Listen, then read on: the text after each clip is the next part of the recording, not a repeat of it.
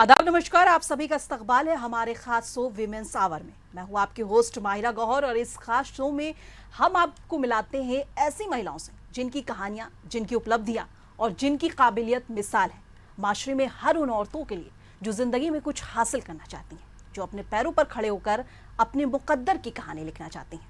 और ऐसी ही एक शख्सियत आज हमारे बीच मौजूद है जिनकी कहानी इंस्पायर भी करेंगी और अपने दम पर कुछ हासिल करने का हौसला भी देगी। सबसे पहले आपको मुखातिब कराते हैं वर्तिका जैन से, जो कि मूल रूप से अलीगढ़ और उत्तर प्रदेश से हैं। इन्होंने अपनी शिक्षा की शुरुआत अलीगढ़ मुस्लिम यूनिवर्सिटी से मास कम्युनिकेशन से की और इसके बाद अपने सपनों को दिशा देते हुए मुंबई का रुख किया। मुंबई में इन्होंने एंटरटेनमेंट पत्रकार में के रूप में कई प्रतिष्ठित न्यूज़ चैनल के साथ काम भी किया और मीडिया की दुनिया में अपनी एक खास पहचान बनाई।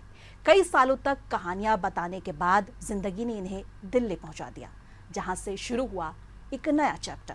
आज वर्तिका जैन एक डांस स्टूडियो की संस्थापक है, जहां मूवमेंट और एक्सप्रेशन मिलकर कला का रूप लेते हैं। साथ ही वे एक मीडिया वेडिंग प्लानिंग कंपनी भी चला रही हैं, जो हर समारोह को एक यादगार कहानी में बदल देती है। न्यूज रूम की तेज रफ्तार से लेकर डांस फ्लोर की रचनात्मक और शादियों की भव्य तैयारियों तक इन्होंने हर भूमिका में अपनी मेहनत और जुनून से एक अलग पहचान बनाई है। तो आइए स्वागत करते हैं आज की हमारी खास मेहमान वर्तिका जैन का। वर्तिका, बहुत बहुत इस्तकबाल है आपका मुंसिफ टीवी में। Thank you Myra. नमस्कार, आदाब, सत श्री अकाल। आप सभी का इस्तकबाल है। ये शायद मेरा शो नहीं है, आई एम सो सॉरी। क्या करूं? तो यही है वर्तिका, देखते ही मुझे पुराना मीडिया जोन ऑन हो जाता है। तो यही है वर्तिका की कहानी, जो कि उन्होंने शुरुआत कर दी कि पहले मीडिया और अब एंटरप्रेन्योर। तो वर्तिका, छोटा सा सवाल से शुरू करते हैं। अलीगढ़ से एमयू में मास कम्युनिकेशन तक आपका सफर कैसा रहा और मीडिया फील्ड चुनने की वजह क्या रही, और छोटे शहर की परवरिश ने आपकी सोच, समझ और दुनिया को देखने के नजरिए पर क्या असर डाला? अलीगढ़ यूपी में एक बहुत छोटा सा शहर है जहाँ पे ज़्यादा एक्सपोजर नहीं मिलता था। अब तो वक्त बदल गया है, अब चीज़ें बहुत बदल गई हैं, लेकिन जब मैंने अपनी करियर की शुरुआत की थी तब ऐसा नहीं होता था। तो मेरे लिए जो भी अपॉर्चुनिटी आती थी तो मुझे लगता था कि मैं बस उसको ग्रैब कर लूँ। तो और वहाँ पे सिर्फ टीवी ही एक दुनिया का एक फ्रेम होता था जहाँ से मैं देख सकती थी कि दुनिया में क्या चल रहा है। और जैसे कि हर बच्चे को फैसिनेट करता है फिल्म स्टार्स, टीवी एक्टर्स, वैसे ही मुझे लगता था कि ये लोग क्या रियल हैं। तो मुझे उनकी रियलिटी देखना का बहुत मन था और उनके बीच अपनी कोई जगह बनाने का बहुत मन था। तो मैंने डिसाइड कर लिया था कि मुझे ऐसी ही दुनिया में कदम रखना है। और तभी से करियर के बहुत शुरुआत में, पढ़ाई की बहुत शुरुआत में मैंने डिसाइड कर लिया कि मुझे मास कम्युनिकेशन करना है, जर्नलिज्म करना है। जिसकी वजह से जैसे लोगों को होता है ना कि लोग डिसाइड नहीं कर पाते कि किस फील्ड में जाना है। मेरा बहुत जल्दी शुरुआत हो गई थी। लंबा समय ये डिसाइड करने में चला जाता कि आखिर फील्ड कौन सा होगा। तो आप ये मानिए, मैं जब शायद 7th या 8th क्लास में थी, इतनी जल्दी मैंने अपने दिमाग में ये सेट कर लिया था कि मुझे मास कॉम करना है। मैंने अपने फादर को बोल दिया था, अपने वालिदैन को बोल दिया था कि अगर मैं करूँगी तो सिर्फ मास कॉम करूँगी, वरना मैं कुछ नहीं करूँगी, क्योंकि मुझे वो दुनिया देखनी थी। और छोटे शहर होने की वजह से ना मेरे अंदर वो ईगरनेस बहुत ज़्यादा थी कि मुझे वहाँ पहुँचना ही पहुँचना है। तो छोटे शहर ने वो मेरी ईगरनेस को कायम रखा और मुझे वो जज्बा दिया कि मैं उस दुनिया तक जाऊँ, काम करूँ और उस दुनिया को बहुत करीब से देखूँ। मुंबई में एंटरटेनमेंट बीट पर काम करना आसान नहीं होता, क्योंकि बहुत कह सकते हैं कि मुंबई जो है काफ़ी भाग दौड़ वाली ज़िंदगी से घिरा हुआ है। कोई ऐसी स्टोरीज या डेडलाइन बताइए जो आपके लिए सबसे ज़्यादा चैलेंजिंग रही हो, और उस वक्त अपने हालात को कैसे मैनेज किया? जब मैं अलीगढ़ से निकल के जब मैं दिल्ली भी आई, मैंने दिल्ली और नोएडा में भी काम किया न्यूज़ चैनल के साथ। तो लेकिन फिर भी वो जो मैंने आपको बताया था, जो मेरी ईगरनेस थी वो पूरी नहीं हुई, क्योंकि दिल्ली में इतना एंटरटेनमेंट इंडस्ट्री काम नहीं है। तो दिल्ली में पॉलिटिकल बीट पे ज़्यादा काम। जी, पॉलिटिकल हम ज़्यादा, लेकिन मैं पॉलिटिकल बैकग्राउंड से नहीं थी, मुझे कोई इंटरेस्ट भी नहीं था। मुझे तो हमेशा से ही एंटरटेनमेंट जर्नलिज्म ही करना था। तो मुझे तो मुंबई जाना ही जाना था। मुंबई जाना और ये सपना देखना और वहाँ पे इस्टेब्लिश करना अपने आप को, ये बहुत मुश्किल काम है। जब मैं मुंबई गई तो मेरे कोई कांटेक्ट नहीं थे, मेरे कोई गॉडफादर नहीं था, मैं बिल्कुल फ्रेश थी, मुझे कुछ नहीं आता था। तो मुंबई में मेरा एक तरह से ईगो टेस्ट किया कि कि मैं क्या कर सकती हूँ, क्या नहीं कर सकती। मैं दिन ब दिन, डेली के डेली ये सोचती थी कि मैं इन्हीं लोगों के बीच में अपनी जगह बनाऊंगी। मैं रोज़ अपने आप से ये लड़ती थी, लोगों से प्रूफ करना चाहती थी कि मैं उनके बीच की ही एक इंसान हूँ। और इसी वजह से ना मुंबई में ये स्ट्रगल मेरा डेली के डेली चलता रहा, और कहीं ना कहीं वो मुझे सक्सेस दे गया लॉन्ग टर्म में। तो ये तमाम स्टोरीज के बीच में वो एक स्टोरीज जो आपको आज भी पिंच करती कि भाई वो डेडलाइन जो कि काफ़ी ज़्यादा चैलेंजिंग रही हो, और उसको कैसे मैनेज किया होगा आपने? जी, शुरुआत मैंने अपनी सेम इंटर्नशिप से की थी। उसके बाद मुझे फिर एक जूनियर रिपोर्टर की जॉब मिली, और तब ज़्यादा जूनियर रिपोर्टर्स को ना ज़्यादा फील्ड में भेजते नहीं हैं क्योंकि उनके पास इतना एक्सपीरियंस नहीं होता। लेकिन मुझे हमेशा से फील्ड पे जाना था, तो मैं अपने एडिटर्स को बोलती थी कि सर प्लीज़ मुझे फील्ड पे भेजो, प्लीज़ मुझे फील्ड पे भेजो, मुझे भी इंटरव्यूज़ करने हैं। तो उन्होंने मुझे यही बोला कि जब तक एक सर्टेन लेवल पे आप नहीं आओगे, आपको फील्ड पे नहीं भेज सकते। तो मुझे वो गैप जल्दी से जल्दी भरना था। मुझे वो 10 सीढ़ियों का जो गैप होता है ना, मुझे वो एक झटके में, ऐसा लगता था कि एक झटके में कवर कर लूँ। तो एक बार ऐसा हुआ कि जब मैं जूनियर रिपोर्टर से एक रिपोर्टर बन गई थी, तो मिस्टर संजय दत्त साहब की शादी की खबर आई मीडिया में कि उन्होंने अपनी शादी कर ली है मान्यता दत्त जी के साथ। ये खबर आई, और खबर सुनते ही मीडिया में पूरा हड़कंप मच गया, और ये आया कि इसको कवर करना है। सारी टीम्स निकल गई कैमरा पर्सन्स के साथ, और मैं भी उस दिन सर ने मुझ पे बिलीव किया और मुझे भी फील्ड में भेज दिया कि जाओ तुम भी कवर करो, क्योंकि ऑफ कोर्स जितने ज़्यादा रिपोर्टर्स फील्ड में होंगे उतनी ज़्यादा से ज़्यादा स्टोरी निकल कर सामने आएगी, उतनी जल्दी हमें स्टोरी मिलेगी। तो सर का ये थॉट था, तो मैं भी चली गई। अब हुआ क्या कि संजय दत्त जी का घर पाली हिल्स में है, सबको पता है। तो सारी टीम्स, मीडिया की सारी टीम्स चली गई पाली हिल्स में, और उनके घर के बाहर जैसे हम बैठ जाते हैं अपना डेरा जमा कर, वैसे ही बैठ गए। मुझे ये था कि अगर संजय दत्त साहब ने इतनी सीक्रेट वेडिंग करी है तो वो इतनी आसानी से तो मीडिया के सामने नहीं आएंगे, और अगर आना होता तो अब तक आ चुके होते। ये खबर नहीं आती, उनकी फ़ोटोज़ आती। तो उनका एक और फ्लैट था जो अपने सोर्सेज से मैंने पता लगवाया था। तो पूरी मीडिया की टीम्स वहाँ बैठी हुई हैं, अदर चैनल्स के टीम्स वहाँ बैठी हुई हैं। तो मुझे ये लगा कि मैंने अपने बहुत शोर शराबा बहुत था वहाँ पर, तो मैंने ना अपना दिमाग, आंखें बंद करी, मैंने वो नॉइज़ को अपने सराउंड से काट दिया। फिर मैंने सोचा कि मुझे क्या करना है। मैंने सबसे पहले अपना दिमाग, अपना कान बंद किया। उसके बाद मैंने सोचा कि क्या कर सकते हैं सर, कहाँ जा सकते हैं, मैं कहाँ से उनकी वीडियो ऑडियो कहाँ से लाऊं सबसे पहले, क्योंकि एक्सक्लूसिविटी का ज़माना है मीडिया में, आज भी एक्सक्लूसिव हमेशा से सबसे नंबर पर रहा जी। तो मुझे एकदम से स्ट्राइक हुआ कि मेरे सोर्स ने मुझे ये खबर दी है कि उनका एक और घर है, कि हो सकता है कि वो वहाँ पे चले जाएं, क्योंकि यहाँ पे मीडिया का जमावड़ा ज़्यादा आ रहा है। तो मैंने अपने कैमरा पर्सन से रिक्वेस्ट करी कि सर अगर आपको ठीक लगे, क्योंकि मैं बहुत जूनियर हुआ करती थी तो, और वो बहुत सीनियर थे, मैंने उनसे रिक्वेस्ट करी कि सर उनके घर पे चलते हैं। मुझे पता नहीं क्यों ये इंट्यूशन है कि यहाँ पे वो नहीं आने वाले हैं, और यही वो थॉट था, और यही मेरी बचपन की जो अलीगढ़ से आपने बोला ना, कि अलीगढ़ से मैंने यही सीखा कि पहले सुनो, समझो और फिर उस पर काम करो। तो मैंने देखा कि यहाँ पे भीड़ है, समझा कि वो यहाँ नहीं आएंगे, और मैंने उसे इम्प्लीमेंट कर दिया, और मैं उनके दूसरे फ्लैट पर चली गई। ये बहुत बड़ा रिस्क था। मेरे एडिटर्स ने मुझे बोला कि ये क्या कर रही हो, एक टीम पूरी वेस्ट हो जाएगी हमारी। मैंने उनको बोला सर कोई बात नहीं, एक टीम तो अपने उनके दूसरे घर पे है ही ना, मुझे ये रिस्क लेने दो। और उन्होंने मेरे पे ट्रस्ट किया। उनका नाम है मिस्टर पराग छापेकर सर। उन्होंने मुझे बहुत सपोर्ट किया। उन्होंने मुझे वहाँ भेजा, और 10 मिनट के अंदर मैंने संजय दत्त साहब को स्पॉट कर लिया। वो अपनी गाड़ी से वहाँ उतरे अपनी वाइफ के साथ। मेरे पास फर्स्ट हैंड विजुअल्स थे, उनके एक्सक्लूसिव फुटेज थी, जो मेरे पास लाइफ की पहली एक्सक्लूसिव फुटेज जो बोलते हैं वो मेरे पास पहले थी। ब्रेकिंग न्यूज़ क्या होती है वो मैंने पहली बार एक्सपीरियंस किया था, और उसके बाद वो मैंने चैनल को भेजा। चैनल मेरे साथ बहुत खुश था, मेरे सर्स बहुत खुश थे, मेरे एडिटर्स बहुत खुश थे, मेरे एडिटर इन चीफ वो बहुत खुश थे। वो बहुत बड़े नाम हैं आज मीडिया इंडस्ट्री में। मैं नहीं लूँगी अभी नाम उनके, क्योंकि बहुत लंबी फेरिस्त है, Story। क्योंकि किसका नाम लूँ किसका नाम नहीं लूँ मुझे नहीं मालूम। कामयाबी के रास्ते में कई ऐसे लोग होते हैं जो आपका बहुत दूर तक साथ निभाते हैं और बहुत से लोग ऐसे आते जाते हैं। जी, तो बस वहाँ पे मेरी लाइफ का पहली एक्सक्लूसिव फुटेज मुझे मिली और वहाँ से मेरा करियर एकदम फ्लो में आ गया और मेरे एडिटर्स मुझ पे यकीन करने लग गए, मेरे थॉट प्रोसेस को यकीन करने लग गए और उसके बाद उन्होंने मुझे बहुत सारे एक्सपोजर्स दिए। अच्छा वर्तिका, सब कुछ इतना अच्छा चल रहा था मीडिया में और जैसे आपने कहा कि शुरुआत से आपको क्लियर था कि मीडिया में जाना है, तो फिर मीडिया की दुनिया छोड़कर एंटरप्रेन्योर बनने का फैसला आपने कैसे लिया? मतलब ऐसा कौन सा मोड़ आया जिसने आपको मुंबई से दिल्ली और पत्रकारिता से बिजनेस की तरफ कदम बढ़ाने के लिए प्रेरित किया?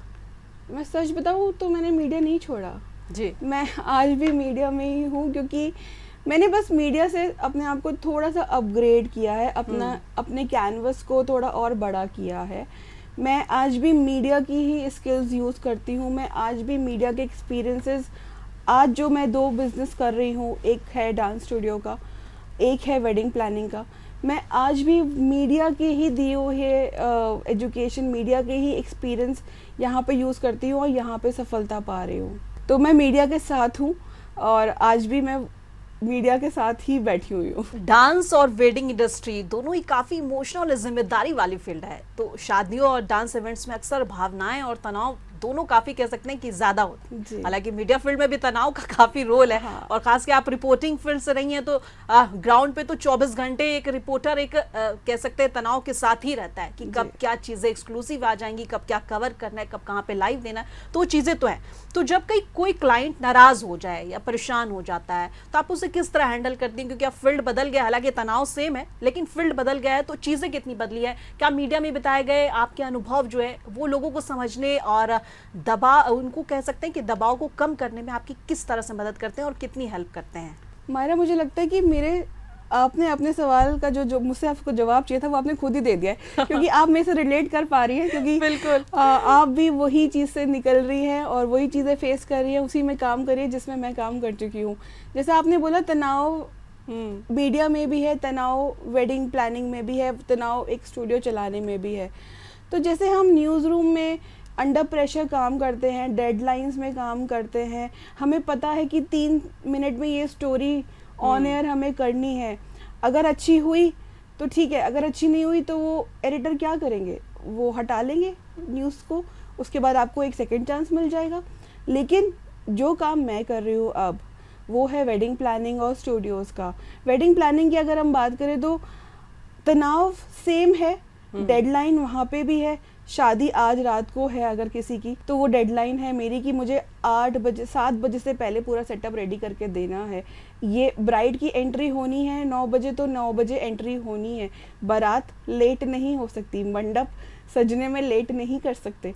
तो जो न्यूज़ रूम की डेडलाइंस हैं, प्रेशर है, वो सेम है। बस इतना है कि न्यूज़ में हमें फिर भी एक सेकंड चांस मिल जाता है, लेकिन वेडिंग में हमें सेकंड चांस बिल्कुल नहीं मिलता, क्योंकि उस जिंदगी का एक मात्र सफल जिसकी होता है। शादी जिस दिन हो रही है उसी दिन होगी, उनकी सेकंड संगीत नहीं होगा, उनके लिए सेकंड मंडप नहीं सजेगा, दूसरी बार बारात नहीं आएगी, दूसरी बार बारात नहीं आएगी। अच्छा वर्तिका, आपने एक स्टोरी जैसे रिपोर्टिंग से रिलेटेड सुनाई, वैसे ही अगर कुछ आप अपने एंटरप्रेन्योर की दुनिया में एंटर करने के बाद अगर इससे रिलेटेड, वेडिंग प्लानिंग से रिलेटेड कोई ऐसी स्टोरी जो आपकी काफ़ी इंटरेस्टिंग रही हो, अगर कुछ शेयर करना चाहें तो? हाँ, मतलब आप ये मानिए कि मेरे पास अनलिमिटेड है, लेकिन एक जो बहुत कॉमन है और जो सबसे ज़्यादा कनेक्ट करेगी वो स्टोरी है कि मैंने जब एक वेडिंग हमने प्लान की थी जी, तो सब कुछ बहुत अच्छे से चल रहा था। मैं शायद उस दिन बहुत खुश थी कि मेरी टीम वर्क प्रेशर को हैंडल कर रही है, कोई दिक्कत नहीं आ रही है। लेकिन सडनली पता चलता है कि ब्राइड अपने ब्राइडल रूम में बैठ के रो रही है और वो दरवाज़ा नहीं खोल रही है। सो मुझे जल्दी से वहाँ पे जाना था क्योंकि उनकी एंट्री होनी थी अगले आई गेस 10 से 15 मिनट में। तो मैं वहाँ पहुँची हूँ, उनकी मदर वहाँ पे बहुत ज़्यादा चीख रही है, चिल्ला रही है कि ऐसा नहीं हुआ, वैसा नहीं हुआ, ये दरवाज़ा नहीं खोल रही है। तो अगेन जैसे मैंने आपको बताया कि जैसे मैंने मीडिया में किया था, नॉइस को काटो, दिमाग में सोचो, उसके बाद एग्जीक्यूट कर दो। तो मैंने उनके सबसे पहले नॉइस को काटा कि जो वहाँ पे जो शोर मच रहा था कि वो क्या प्रॉब्लम क्या हुई है, दरवाज़ा खुलवाया, पता चला कि वो औरतों की बड़ी सिंपल सी छोटी सी चीज़ है कि जिप खराब हो गई है, जिप बंद नहीं हो पा रही है, वो टूट गई है। तो अब क्या करना है इसमें? अब ना कोई टेलर आ सकता है, ना कोई डिज़ाइनर आ सकता है, कोई हमारे पास सुई धागे का कॉन्सेप्ट कौन लेके बैठेगा यहाँ पर। सो मैंने उससे रिक्वेस्ट करी कि प्लीज़ मुझे 5 मिनट का टाइम दो। मैं 5 मिनट गई, पानी पिया, सोचा। एक तो जब मैं सोचती हूँ ना तो मैं सिर्फ अपने माइंड में 2 ही ऑप्शन लाती हूँ, मैं मल्टीपल ऑप्शन पे काम नहीं करती, क्योंकि अगर मल्टीपल ऑप्शंस मैंने सोचने लगने लगी तो मैं खुद ही कंफ्यूज हो जाऊंगी कि मुझे करना क्या है। तो मैं 2 ऑप्शन के साथ काम करती हूँ। 2 ऑप्शंस मैंने सोचे कि या तो इनकी ड्रेस का उसको सिलवा देते हैं या फिर उसको किसी तरह टक कर देते हैं। पहला option through and out not possible, क्योंकि कोई था ही नहीं। सेकंड, मैंने उनसे रिक्वेस्ट करी कि क्या इसे टक कर सकते हैं अगर आप कंफर्टेबल हैं तो, क्योंकि क्लाइंट का येस और नो हमें ज़रूर चाहिए। बिल्कुल, बिल्कुल। हम खुद से डिसाइड नहीं कर सकते उनके लिए। वो क्लाइंट ने मेरे पे बिलीव किया। मैंने उनसे ये बोला कि I am your wedding planner. Wedding planner का मतलब होता है कि please make your wedding hassle free, सारा स्ट्रेस आप मुझे दे दो, आप आराम से रहो। मैंने बोला इसकी भी ये जो छोटी सी प्रॉब्लम आपके साथ हुई है ना, ये आप मुझे दे दो, मैं हैंडल करती हूँ, आप आराम से बैठो। मैंने जाके कहीं से टेप अरेंज करे, सब कुछ किया। उसके बाद मैंने उनकी वो ड्रेस जिप अप करी और I guess within 6 minutes मैंने उनकी जो एंट्री प्लान थी वो हमने करवा दी। और आई गेस वो 4 से 5 मिनट्स लेट थी अपनी ब्राइडल एंट्री के लिए। तो एवरीथिंग वाज ऑन प्लान, सब कुछ ऑन टाइम था, कोई नाराज़ नहीं हुआ, कोई फूफा जी नाराज़ नहीं हुए, कोई मदर इन लॉ नाराज़ नहीं हुई, सब कुछ बहुत अच्छे से चला।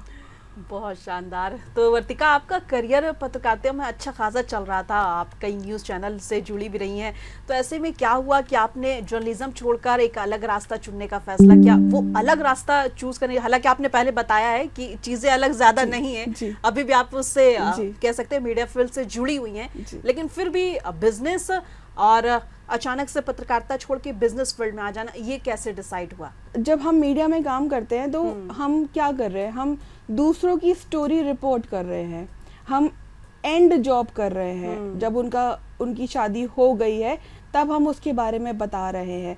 जब मैं सेलिब्रिटीज़ की वेडिंग कवर करती थी तो मैं देखती थी कितना केओस होता था पीछे, बैक स्टेज इतनी चीज़ें मैनेज करनी पड़ती थी और लोग पैनिक कर जाते थे उस सिचुएशंस में। तो मुझे लगता था कि ये जो केओस है इसको मैं बहुत अच्छे से हैंडल कर सकती हूँ। मैं बनी ही शायद इसी चीज़ के लिए हूँ कि केओस है, मुझे खड़ा कर दो, I will sort it out. तो ये आइडिया जो है वहीं से निकल के आया है उसी दौरान? हाँ, तो एक ये कि मैं केओस को हैंडल कर सकती हूँ। दूसरा, मुझे और लोगों की स्टोरीज रिपोर्ट करने से ज़्यादा मुझे ये था कि मुझे अपनी खुद की स्टोरीज बनानी है, मेरे अराउंड स्टोरीज बननी चाहिए और मैं उनको जीना चाहती हूँ, ना कि किसी और की स्टोरीज को रिपोर्ट करते करते ही अपना पूरा करियर निकाल दूँ। तो इस वजह से मुझे लगा कि why not wedding planning, why not a business जहाँ पे डेली कोई बच्चे आ रहे हैं, कोई लेडीज़ आ रही हैं, मैं उनको एक प्लेटफॉर्म दे रही हूँ, उनके सपने पूरे कर रही हूँ, या किसी की शादी है मैं उनके लिए वो स्टोरीज क्रिएट करूँ जो लाइफ टाइम वो चेरिश करेंगे। Of course out of very responsibility. मुझे ये सब कहने में बहुत आसान लगता है लेकिन ये बहुत मुश्किल है करना। बिल्कुल। तो वहाँ से मुझे लगा कि स्टोरीज रिपोर्ट करने के बजाय स्टोरीज क्रिएट करने में ज़्यादा मज़ा है, तो मुझे लगा कि मैं अपना कुछ काम शुरू करूं। तो आज आप अपनी मेहनत और काबिलियत के दम पर एक सफल कह सकते हैं एंटरप्रेन्योर है, और तो उन लड़कियों और महिलाओं को क्या संदेश देना चाहेंगी जो बड़े सपने तो देखती हैं लेकिन उन्हें पूरा करने की हिम्मत नहीं जुटा पाती? मैं आपको एक बात बताऊं यहाँ पर जी। कहते हैं कि वो इक्वालिटी का ज़माना है, आदमी है औरत हर कोई सेम है, कंधे से कंधा मिला के चल रहे हैं, लेकिन जैसा मैं देख रही हूँ, जो मैंने समझा है, आप ये देखिए कि एक आदमी घर के बाहर की रिस्पॉन्सिबिलिटी लेता है, घर को चलाने की रिस्पॉन्सिबिलिटी लेता है, लेकिन एक औरत घर को चलाने की भी रिस्पॉन्सिबिलिटी लेती है, घर बाहर भी काम करती है, तो वो डबल काम कर रही है और सब कुछ मैनेज भी कर रही है। तो कंधे से कंधा बराबर नहीं हुआ है। शायद औरतों ने ज़बरदस्ती अपने आप की इक्वालिटी के चक्कर में ज़्यादा रिस्पॉन्सिबिलिटी और ले ली है। और कई बार औरतों को ऐसा बोलना पड़ता है कि मैं दोनों मैनेज कर लूंगी, मैं मुझे दोनों करने दो। हाँ, क्योंकि हमें अपना ड्रीम फुलफिल करना है, हमें अपना टैलेंट वेस्ट नहीं करना है। तो हमें उस भागदौड़ के चक्कर में ना हमें लगता है कि हम सब कुछ कर लेंगे, हम हर जगह एडजस्ट करने के लिए तैयार हैं कि हम घर भी संभाल लेंगे, हम बाहर भी काम कर लेंगे, और हमसे उम्मीद भी बहुत ज़्यादा है, जबकि दूसरे पार्ट पे ये उम्मीदें नहीं होती हैं इतनी जितनी हमसे होती हैं। तो मुझे लगता है कि ज़्यादा काम करने के चक्कर में और इक्वालिटी के चक्कर में औरतों में ये ज़्यादा प्रेशर ले लिया है अपने ऊपर। उनकी शायद जो एक्सपेक्टेशन लेवल है समाज की औरतों से वो बहुत ज़्यादा बढ़ चुकी है कि ये सब कर सकती हैं। और दूसरी तरफ देखा जाए तो ये बहुत अच्छी बात है, औरतें सब कर सकती हैं, मैं और आप कर ही रहे हैं, इतने सालों से कर रहे हैं। ऑफ कोर्स हमारे व्यूअर्स जो हैं, जो हमें देख रहे हैं, जो सुन रहे हैं, वो भी कर रहे हैं, और करते रहिए। औरतें रुकनी नहीं चाहिए, हर कहीं किसी भी क्षेत्र में हो, किसी भी फील्ड में हो, अब हर जगह औरतें दिखती हैं और शायद अच्छा काम कर रही हैं, अच्छी पढ़ाई करी है, माँ बाप ने सपोर्ट किया है, शायद यही रीज़न है।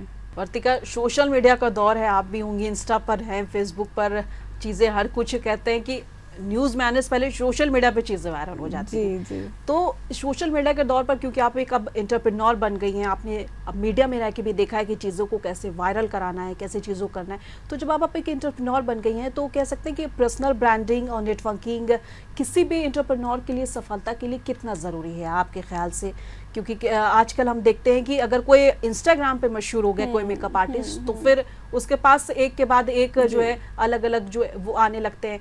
फिर अगर कोई वेडिंग प्लानिंग या वेडिंग प्लानर इंस्टाग्राम पे हिट हो गया तो उसके पास कई ऑफर्स आने लगते हैं। तो इसके तौर पर आप क्या मतलब किस तरह से एक एंटरप्रेन्योर के तौर पर इसको मतलब किस तरह से देखती हैं, और एक पत्रकार से एक एंटरप्रेन्योर बनने तक का सफ़र में आप अपने प्रोफेशनल नेटवर्क और ब्रांड वैल्यू को मतलब कैसे विकसित किया है आपने? मायरा, जिसे कहते हैं ना, जो दिखता है वही बिकता है।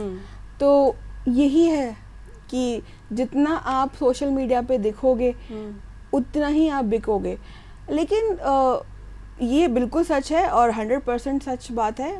बहुत ज़रूरी है सोशल मीडिया मार्केटिंग, बहुत ज़रूरी है। जब तक मेरा स्टूडियो मेरे एरिया के लोगों में नहीं दिखाई देगा, उनको कैसे पता चलेगा कि यहाँ पे कोई स्टूडियो है? वो कैसे आएंगे मेरे पास? जब तक लोगों को नहीं पता चलेगा कि मैं वेडिंग प्लानिंग का काम करती हूँ, उनको कैसे पता चलेगा? कैसे मुझे काम मिलेगा? तो मीडिया, सोशल मीडिया, चाहे कोई भी प्लेटफॉर्म हो, चाहे फेसबुक हो, इंस्टाग्राम हो, कुछ भी हो, प्रमोशंस बहुत ज़रूरी हैं। पहले कोई और तरीके के प्रमोशंस चलते थे, जैसे कि अखबार पहले चलते थे कि हम पैम्फलेट्स घर में डाला करते थे। अब वो ज़माना बदल गया है, अब न्यूज़पेपर एंड पैम्फलेट्स का उतना ट्रेंड नहीं है, क्योंकि हर चीज़ फ़ोन पर है। हर इंसान सब कुछ फ़ोन पे देख रहा है। तो जितना एक्सेस हम फ़ोन से उनको दे सकते हैं, अपने बारे में जानकारी फ़ोन से उनको दे सकते हैं, वो किसी और मीडियम से नहीं दे सकते। और बात रही मेरे बिज़नेस की, मैं बिलीव करती हूँ एक प्रमोशन होता है वर्ड ऑफ माउथ से। जब कोई किसी के बारे में किसी थर्ड पर्सन को बताता है कि ये उनका काम है, आप ये काम उनसे करा लो, तो आधा काम तो हमारा ऐसे ही हो जाता है। तो जितना सोशल मीडिया ज़रूरी है, उतना ही और शायद उससे कहीं ज़्यादा ज़रूरी है आपके पर्सनल कॉन्टैक्ट्स जो आप अपने क्लाइंट्स से बनाते हो, वो सिर्फ आपका काम ही उनको बोल सकता है। अगर मैंने अच्छा काम किया है तो आप मुझे कहीं, वो 10 लोगों को सजेस्ट आप मुझे कहीं और भी सजेस्ट करोगे, आप उनको बोलोगे कि मैंने करवाया था, ये बहुत अच्छा काम करते हैं ये लोग। तो वर्ड ऑफ माउथ से बड़ी पब्लिसिटी, बड़ा प्रमोशन कुछ नहीं है। ऑफ कोर्स अगर उसमें सोशल मीडिया की हेल्प मिल जाए तो वो सोने पे सुहागा वाला काम हो जाएगा। बिल्कुल, मतलब मोटा मोटी अगर हम कहें तो सोशल मीडिया से लोग आ सकते हैं, लेकिन अगर आपका काम बेहतर नहीं है तो वो कंटिन्यू नहीं कर पाएंगे। जी बिल्कुल। लेकिन अगर आपका काम अच्छा है तो लोग एक दूसरे को सजेस्ट करेंगे और चीज़ें बेहतर होती जाएंगी। और जो सजेशन से काम मिलता है ना आपको, वो आपका परमानेंट काम होता है जी। वो हमेशा आपको याद रखेंगे, आप उनके फ़ोन में आपका नंबर हमेशा सेव रहेगा, क्योंकि आपने काम अच्छा किया, प्लस उनके जानने वालों ने आपको रेफ़र किया। तो फिर वो अगली बार किसी काम के लिए इंस्टाग्राम नहीं ढूंढेंगे या गूगल नहीं करेंगे, वो आपको ही सीधे कांटेक्ट करेंगे। बिल्कुल बिल्कुल वर्तिका, आगे बढ़ते हुए एक लास्ट सवाल ले लेते हैं। अगर आज आपको अलीगढ़ की, मतलब जहां से हम शुरू किया था हमने वहीं पर लेके चलते हैं वापस अलीगढ़। अगर आज आपको अलीगढ़ की 18 साल की वर्तिका से बात करने का मौका मिले तो आप उससे अपने आने वाले सफ़र के बारे में क्या सलाह देना चाहेंगी, और आगे भविष्य में इन फ्यूचर के लिए आपके क्या प्लान्स हैं, और अपने एक सफल करियर बदलाव का उदाहरण पेश किया है। आने वाले 5 सालों में आप अपने आप को कहाँ देखती हैं, मतलब कह सकते हैं कि अपने डांस और वेडिंग बिजनेस को किस स्तर पर देखना चाहती हैं? कहने के लिए तो ये इसमें बहुत कुछ है, बहुत लंबा टॉपिक है ये, एक सवाल ही पूरा एपिसोड बना सकता है आपका। लेकिन सबसे पहले आपका दूसरे पार्ट का जवाब दे देती हूँ। अगले 5 सालों में या आने वाले कुछ सालों में मैं चाहती हूँ कि मैं पैन इंडिया अपने स्टूडियो को एक्सपैंड करूँ, ना ही सिर्फ इंडिया बल्कि इंटरनेशनल वेडिंग्स में भी काम करूँ और वहाँ की वेडिंग्स भी हम प्लान करें। और मैं ये चाहती हूँ कि जब मैं छोटी थी, जिस तरीके से मुझे कुछ लोगों ने हाथ देकर आगे बढ़ाया, मुझे एक प्लेटफॉर्म दिया, जिसमें कि आपके चैनल के बहुत बड़े एक शख्सियत हैं mister Arif Moin sir, mister Riyaz Malik sir, इन लोगों ने मेरे करियर के शुरुआत में मुझे, अगर मेरा हाथ नहीं पकड़ा होता तो मैं आज शायद इतनी चीज़ें नहीं कर पा रही होती। तो मैं चाहती हूँ कि मैं भी किसी के लिए आरिफ मोइन बनूँ, मैं भी किसी के लिए रियाज मलिक बनूँ, और वो भी मुझे आज किसी इंटरव्यू में बैठ के कभी आगे फ्यूचर में मुझे कभी याद करे कि वर्तिका ने हमारी मदद की और हम शायद उस जगह से आके हमने कुछ काम किया। तो मेरा यही प्लान है, और मैं चाहती हूँ कि मेरा स्टूडियो बच्चों को और लेडीज़ को, हमारा वुमेन ओरिएंटेड स्टूडियो है, मैं चाहती हूँ कि एक प्लेटफॉर्म मिले जो इजीली एक्सेसिबल हो। लोगों को प्लेटफॉर्म मिलने में बहुत मुश्किलात आती हैं और हर प्लेटफॉर्म सही नहीं होता। तो मैं चाहती हूँ कि मेरे यहाँ लोग आए पूरे यकीन के साथ और उनको वही मिले जो वो डिज़र्व करते हैं, जो उनको उम्मीदें हैं मेरे से, और मैं उनकी सारी उम्मीदें पूरी करूं। चलिए, बहुत बहुत शुक्रिया वर्तिका हमसे जुड़ने के लिए। तो वर्तिका जैन की ये पूरी कहानी हमें ये सिखाती है कि अगर इरादे मजबूत हों तो रास्ते खुद बन जाते हैं। अलीगढ़ की साधारण शुरुआत से लेकर मुंबई के तेज तर्रार मीडिया वर्ल्ड और फिर दिल्ली में एक सफल एंटरप्रेन्योर बनने तक उनका सफर मेहनत, हिम्मत और बदलाव को अपनाने की मिसाल है।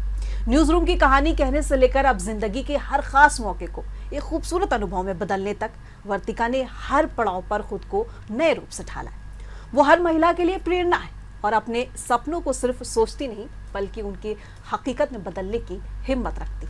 और इसी प्रेरणा के साथ हम आज के इस खास एपिसोड को यही समाप्त करते हैं। विमेंस आवर में हमारे साथ जुड़ने के लिए आपका बहुत बहुत शुक्रिया। बने रहें मुंसिफ टीवी के साथ।